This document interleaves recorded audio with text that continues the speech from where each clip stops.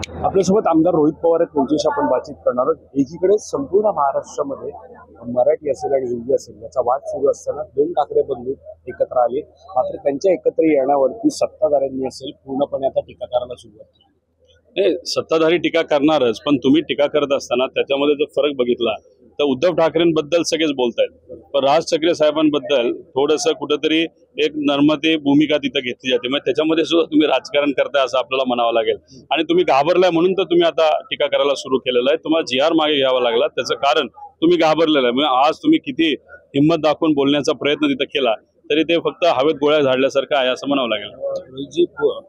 पावसाळी अधिवेशनाचा दुसरा आठवडा सुरू झालेला आहे, मात्र शेतकऱ्यांचे प्रश्न असतील किंवा शेतकऱ्यांची कर्जमाफी असेल त्यावरती सरकारकडून कुठेही आता भाष्य सुद्धा पाहायला मिळतं। अजून 12 दिवस आहेत, आम्ही नक्कीच सरकारला भाग पाडू। कारण का इलेक्शनच्या काळामध्ये फक्त शब्द दिले होते की आम्ही हे करू ते करू, त्यात तुम्ही निवडून आल्यानंतर जर तुम्ही शेतकरी कष्टकऱ्यांना विसरत असाल तर हे आम्हाला योग्य वाटत नाही। त्यामुळे नक्कीच या अधिवेशनामध्ये पुढच्या 12 दिवसामध्ये शेतकरी कष्टकरी आणि युवांचे आणि महिला सुरक्षेचे विषय आम्ही सर्वजण मांडू। निवडणुकांच्या पार्श्वभूमीवरती आता राजकारण होताना पाहिलं मिळतं, मराठी असेल आणि हिंदी भाषिकांचं राजकारण केलं जातं। 100% मुंबईमध्ये सुद्धा जर तुम्ही बघितलं तर काही नगरसेवकांचे वॉर्ड असे की जिथं मराठी भाषक आहेत आणि काही असे की जिथं परप्रांतीय जास्त आहेत।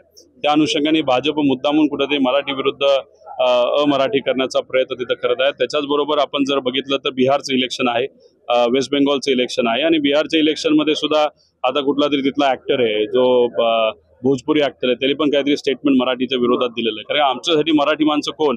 महाराष्ट्रातली लोक, महाराष्ट्राच्या बाहेरची कुठल्याही राज्यातली, ते गुजरात, राजस्थान, साऊथ, नॉर्थ कुठलीही असो, ते महाराष्ट्रात जन्मली, महाराष्ट्राची अस्मिता चा मान सन्मान ठेवतात, मराठीचा मान सन्मान ठेवतात, ते आमच्यासाठी मराठी माणसं। आणि तर ती महाराष्ट्रात येऊन नाही तर महाराष्ट्राच्या बाहेर राहून मराठीबद्दल जर कोणी बोलत असेल त्याचा विरोध आम्ही सर्वजण करतो। शेवटचा प्रश्न, जनसुरक्षा कायदा जवळपास आता आज किंवा उद्याला लागू करण्याची किंवा त्याचा प्रस्ताव आहे, बिल जे ते पास करण्याची शक्यता वाटते।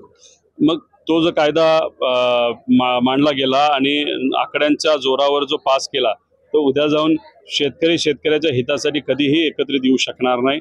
त्याच्याच बरोबर महिलांचा विषय असतील, महाराष्ट्राचे विषय असतील, मीडियाचे विषय असतील, त्याच्यामध्ये जर आपल्याला वाटलं की संविधानाला जो आपल्याला हक्क दिलेला आहे की एकत्रित येऊन एखादा विषय तिथं मांडायचा, तर मग कुठेतरी तोच हक्क आपल्यातून काढून घेतला जाईल। अप्रत्यक्षपणे संविधानाच्या मूलभूत तत्वालाच फाटा दिला जाईल असं आपल्याला वाटतं। त्यामुळे त्याचा विरोध आम्ही सर्वजण करतो।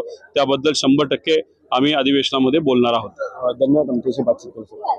आपल्यासोबत आमदार रोहित पवार आहेत, त्यांच्याशी आपण बातचीत करणार आहोत। एकीकडे संपूर्ण महाराष्ट्रामध्ये मराठी असेल आणि हिंदी असेल याचा वाद सुरू असताना दोन ठाकरे बंधू एकत्र आले, मात्र त्यांच्या एकत्र येण्यावरती सत्ताधाऱ्यांनी असेल पूर्णपणे आता टीका करायला सुरुवात केली। सत्ताधारी टीका करणारच, पण तुम्ही टीका करत असताना त्याच्यामध्ये जर फरक बघितला तर उद्धव ठाकरेंबद्दल सगळेच बोलतायत, पण राज ठाकरे साहेबांबद्दल थोडंसं कुठेतरी एक नर्मते भूमिका तिथं घेतली जाते। मग त्याच्यामध्ये सुद्धा तुम्ही राजकारण करताय असं आपल्याला म्हणावं लागेल।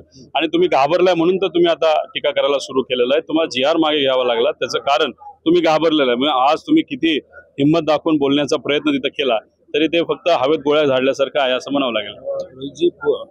पावसाळी अधिवेशनाचा दुसरा आठवडा सुरू झालेला आहे, मात्र शेतकऱ्यांचे प्रश्न असतील किंवा शेतकऱ्यांची कर्जमाफी असेल त्यावरती सरकारकडून कुठेही आता भाष्य सुद्धा पाहायला मिळतं। अजून 12 दिवस आहेत, आम्ही नक्कीच सरकारला भाग पाडू। कारण का इलेक्शनच्या काळामध्ये फक्त शब्द दिले होते की आम्ही हे करू ते करू, त्यात तुम्ही निवडून आल्यानंतर जर तुम्ही शेतकरी कष्टकऱ्यांना विसरत असाल तर हे आम्हाला योग्य वाटत नाही। त्यामुळे नक्कीच या अधिवेशनामध्ये पुढच्या 12 दिवसामध्ये शेतकरी कष्टकरी आणि युवांचे आणि महिला सुरक्षेचे विषय आम्ही सर्वजण मांडू। निवडणुकांच्या पार्श्वभूमीवरती आता राजकारण होताना पाहिलं मिळतं, मराठी असेल आणि हिंदी भाषिकांचं राजकारण केलं जातं। 100% मुंबईमध्ये सुद्धा जर तुम्ही बघितलं तर काही नगरसेवकांचे वॉर्ड असे की जिथं मराठी भाषक आहेत आणि काही असे की जिथं परप्रांतीय जास्त आहेत।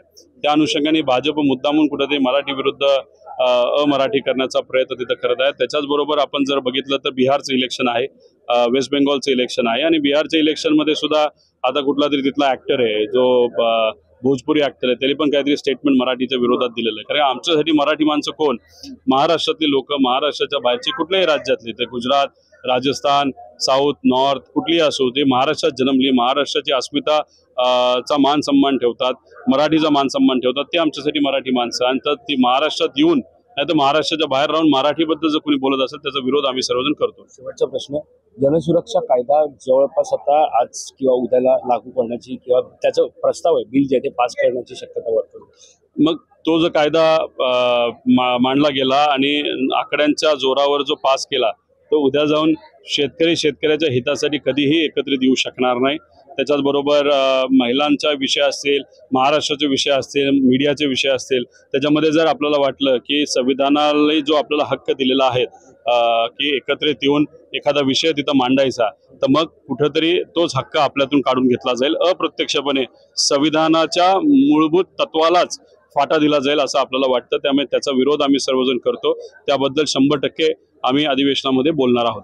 धन्यवाद आमच्याशी बातचीत करू.